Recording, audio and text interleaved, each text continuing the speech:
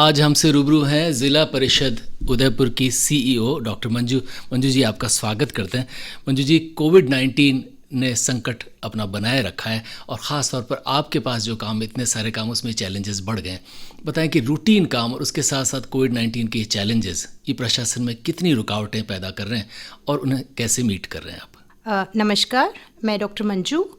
Routine के जो हमारे वर्क हैं, जो हमारे डिपार्टमेंट के जो स्कीम्स हैं, rural development and Panchayati Raj department के जो स्कीम्स हैं, उनके साथ साथ हमको कोविड-19 के जो चैलेंजेस हैं, जिस तरह से कोविड-19 का अभी संक्रमण फिर से बढ़ रहा है, सेकेंड वेव है, अभी कम्युनिटी में स्प्रेड बहुत ज़्यादा हो रहा है।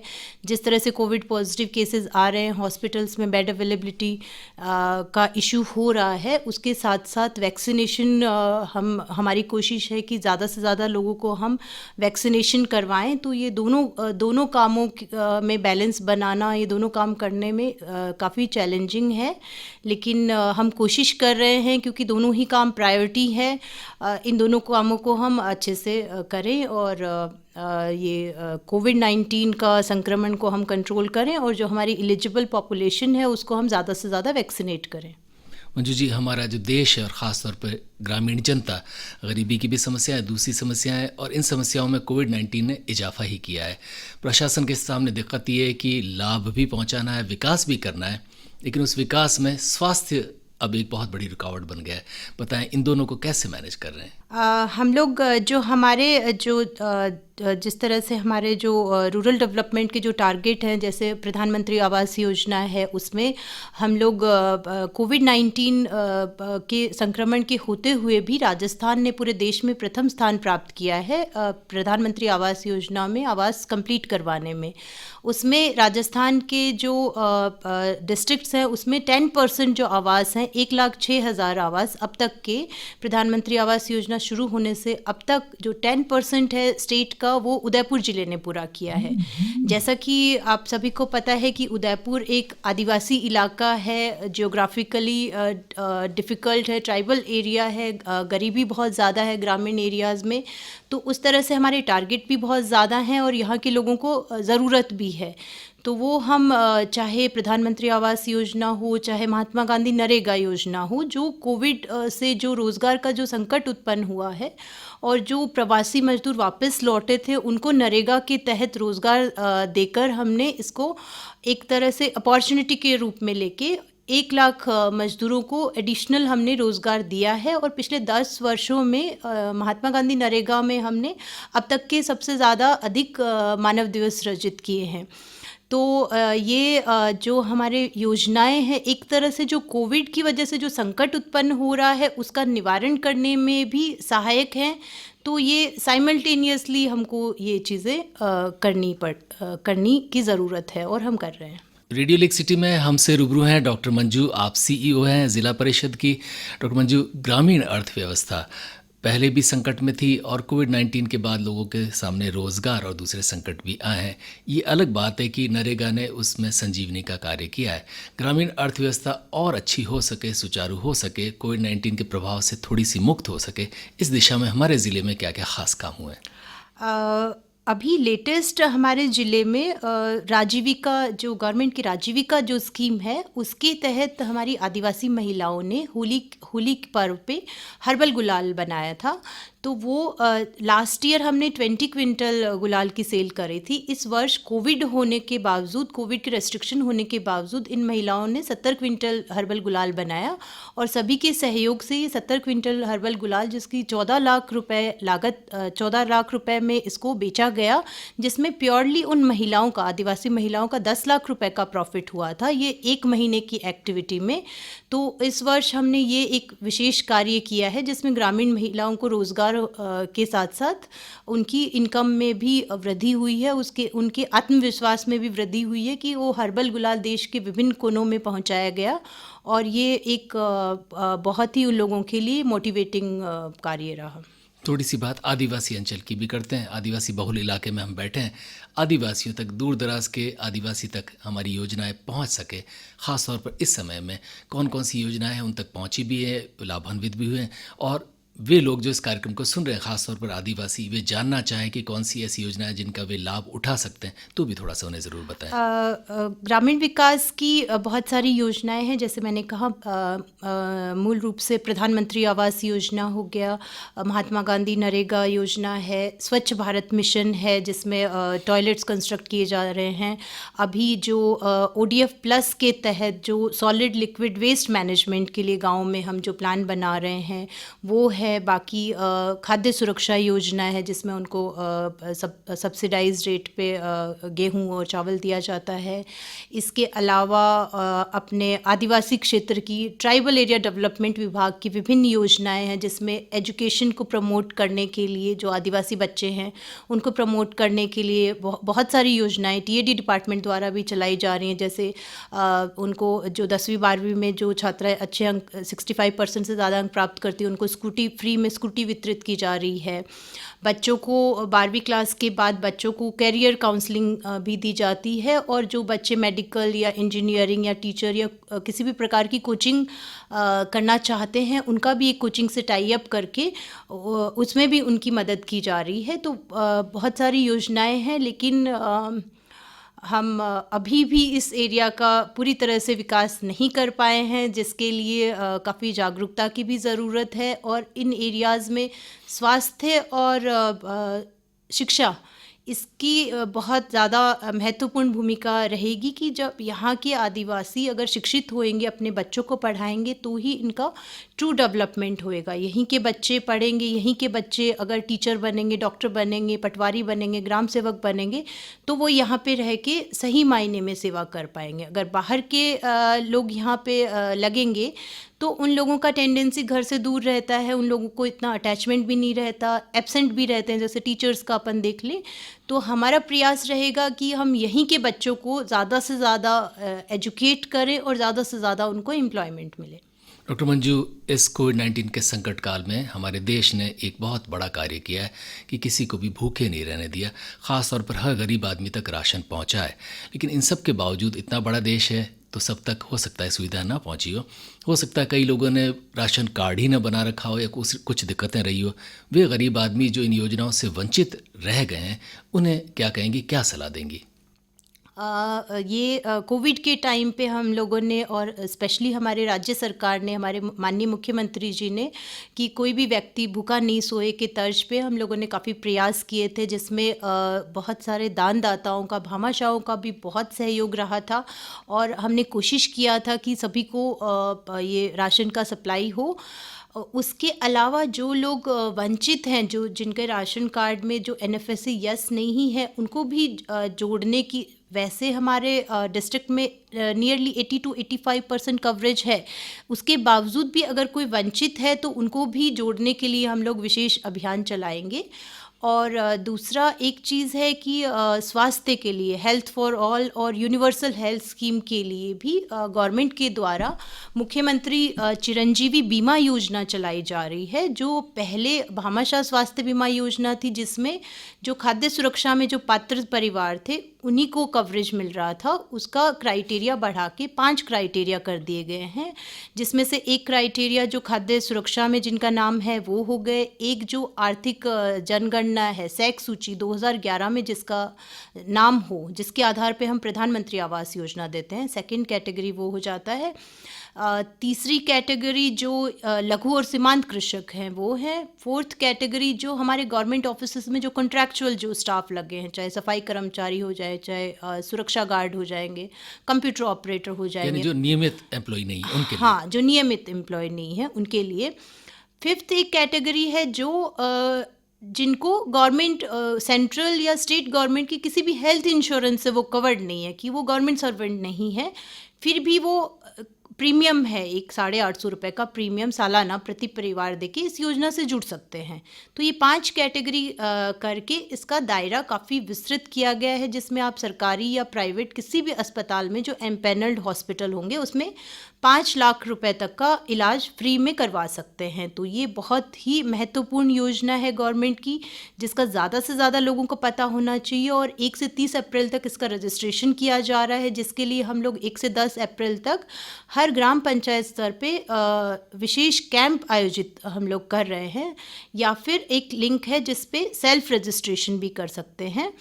तो इसमें ज़्यादा से ज़्यादा लोगों को ये इसमें रजिस्ट्रेशन करवाने की ज़रूरत है, क्योंकि कोई भी बीमारी होने से वो इंसान वापस से इतना महंगा इलाज वो हो गया है कि वो वापस से गरीबी के रेखा के नीचे चला जाता है। तो ज़्यादा से ज़्यादा लोगों को इसमें जुटने की आवश्यकता है। डॉक्टर मंजू, वे लोग जिन्हें जानकारी नहीं है कि कहाँ कैंप लग रहा है, कैसे लग रहा है, अगर वे रजिस्ट्रेशन करवाना चाहें, खासतौर पर ग्रामीण लोग जो इस कार्यक्रम को सुन रहे हैं, तो वे इस चिरंजीवी योजना में अपना रजिस्ट्रेशन कैसे करवा सकते हैं?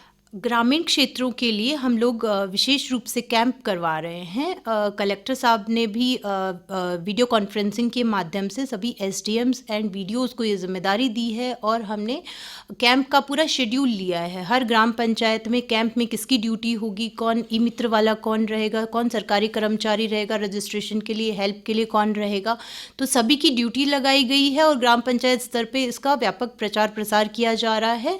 तो क्योंकि ये अपना आदिवासी इलाका है, यहाँ पे नेटवर्क कनेक्टिविटी भी नहीं रहती है, लोगों को इतनी जागरूकता भी नहीं होती, तो ग्राम पंचायत स्तर पे ही कैंप करवाए जा रहे हैं। और उसमें हमारी कोशिश है कि ज़्यादा से ज़्यादा लोगों को जोड़ा जाए। ये रेडियो लेक सिटी है और हमसे रूबरू हैं डॉक्टर मंजू, आप सीईओ हैं ज़िला परिषद उदयपुर की। डॉक्टर मंजू, थोड़ी सी बात कोविड-19 की ज़रूरी है, ये पीछा नहीं छोड़ रहा है। अभी नई जो वेव है इसमें बहुत सारे लोग संक्रमित भी हुए हैं और स्थितियाँ अच्छी नहीं हैं। थोड़ा सा जागरूकता में भी कमी आई है और ख़ास तौर पर ग्रामीण अंचल में आपने खुद ने देखा होगा, मास्क लगभग बहुत सारे लोग नहीं लगाते हैं। तो एक तो इस बारे में भी लोगों को थोड़ी सी चेतावनी दें, और दूसरा इस कोविड-19 की इस वेव से निपटने में ख़ास तौर पर ग्रामीण और जो छोटे कस्बे हैं उनके स्तर पर क्या कुछ कार्य हो रहा है, हो सकता है वो भी थोड़ा सा बताएं। जैसा कि हम लोगों को सभी को विदित है कि कोविड-19 की सेकेंड वेव ये बहुत ज़्यादा ख़तरनाक है, क्योंकि जब पहली वेव थी तब गवर्नमेंट के द्वारा काफ़ी रेस्ट्रिक्शन भी थे, लॉकडाउन भी था, कम्युनिटी में इतना स्प्रेड भी नहीं था। लेकिन अब क्योंकि सारी चीज़ें हमारा एक्सपीरियंस है कि सारी चीज़ें बंद नहीं कर सकते, इकनॉमी प्रभावित होती है, इसलिए सारी एक्टिविटीज़ भी चालू हैं और लोग भी लापरवाह हो गए हैं। फर्स्ट वेव के टाइम पे इन्फेक्टिविटी रेट कम थी और लोग जागरूक थे, वो ज़्यादा प्रिकॉशन ले रहे थे। अभी हम सभी लोग ज़्यादा लापरवाह हो गए, ना मास्क का इस्तेमाल कर रहे हैं, ना सोशल डिस्टेंसिंग रख रहे हैं। सोशल अपने फंक्शंस हैं, शादी ब्याह, वो भी उसी तरह से हो रहे हैं जिसमें 100 की लिमिट है, वो भी उसको भी एक्सीड कर रहे हैं लोग, नहीं वो उस चीज़ पे ध्यान दे रहे हैं।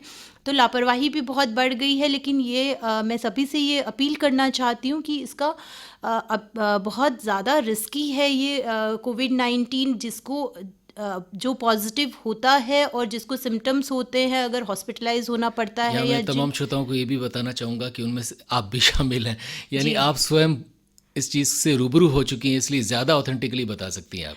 जी।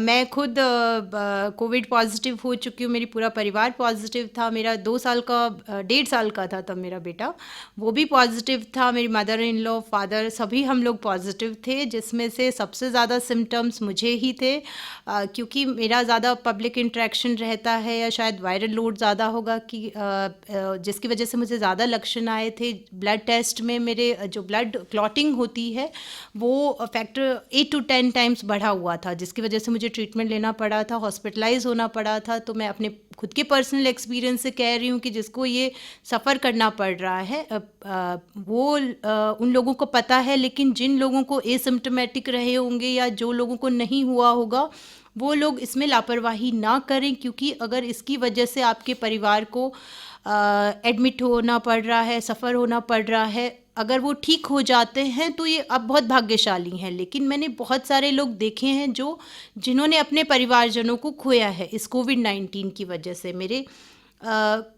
स्टाफ में भी कुछ लोगों के मदर या फादर की डेथ हुई है, जो बहुत ही पेनफुल है कि अगर ये कोविड-19 नहीं होता तो वो लोग आज उनके साथ होते।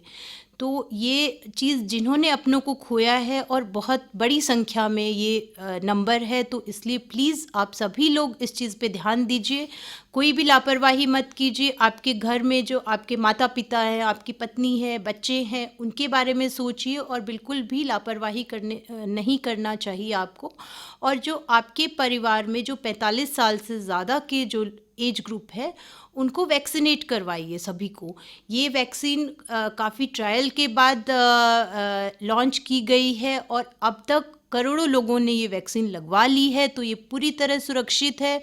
इसके बारे में चूँकि मैं खुद एक डॉक्टर हूँ और मैंने भी ये वैक्सीन लगवाई है, तो इसके बारे में कोई भी भ्रामक न्यूज़ पे आप भरोसा मत करिए। गवर्नमेंट बड़े स्केल पे ये फ्री में वैक्सीनेशन कर रही है, तो प्लीज़ ज़्यादा से ज़्यादा संख्या में वैक्सीनेशन करवाइए। कोई भी इसके जो एब्सोल्यूट कॉन्ट्रा इंडिकेशन अपन जिसको कहते हैं कि प्रेगनेंसी या दूध पिलाने वाली महिला के अलावा और कोई मेजर कॉन्ट्रा इंडिकेशन नहीं है।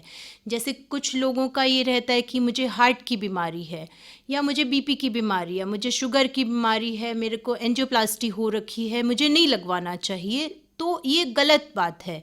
आपको तो सबसे पहले लगवाना चाहिए, क्योंकि आप सबसे ज़्यादा हाई रिस्क पे हैं या ओल्ड एज हो गए, उनको सबसे पहले लगवाना चाहिए, क्योंकि वो अगर उनको संक्रमण होता है तो उनमें कॉम्प्लिकेशन की, डेथ की ज़्यादा चांसेस होंगे। तो आप सभी को वैक्सीनेशन करवाने की ज़रूरत है। और इस तरह की न्यूज़ पे भरोसा नहीं करना है कि एक्स आदमी ने वैक्सीनेशन करवाया और उसकी डेथ हो गई या उसको दौरा पड़ गया या कुछ ऐसा हो गया। हमने इतने वैक्सीनेशन करवाए हैं, कोई भी मेजर साइड इफ़ेक्ट नहीं है। और किसी भी बीमारी का अगर अपन किसी भी जो side effect, major side effect जो बताए जाते हैं, अगर अपन उनका जनरल पॉपुलेशन में देखें, एक जनरल पॉपुलेशन में स्ट्रोक मान लीजिए आप, कार्डियोवैस्कुलर एक्सीडेंट के इंसिडेंस बिना वैक्सीनेशन के, बिना कोविड के भी पहले भी होते ही थे, पहले भी जनरल पॉपुलेशन में कुछ डेथ रेट होती ही है। तो वो अगर कोई न्यूज़ में इस तरह से आ रहा है तो वो एक कोइंसिडेंटल फाइंडिंग होगा। माइनर बुखार, थोड़ा इंजेक्शन साइट पे पेन के अलावा इसके कोई मेजर साइड इफ़ेक्ट नहीं है।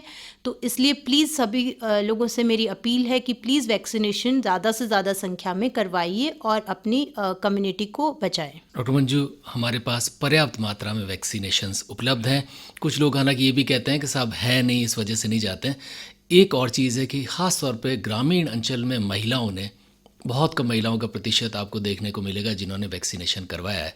उनके पास अपने बहाने होते हैं घर के काम के कि ये दूर है, हमें साइट नहीं पता, या हो सकता है पुरुष उनकी मदद ना करते हों। थोड़ा सा ये बताएं कि उनके लिए कितना अनिवार्य है और वे कैसे लगवाएं और क्यों लगवाएं। अनिवार्य ये सभी के लिए है। फ़िलहाल गवर्नमेंट ने 45 ईयर से अबव वालों के लिए ये वैक्सीनेशन अभी फ्री में कर रखा है। तो जिन जो भी एलिजिबल है उनको लगवाना चाहिए।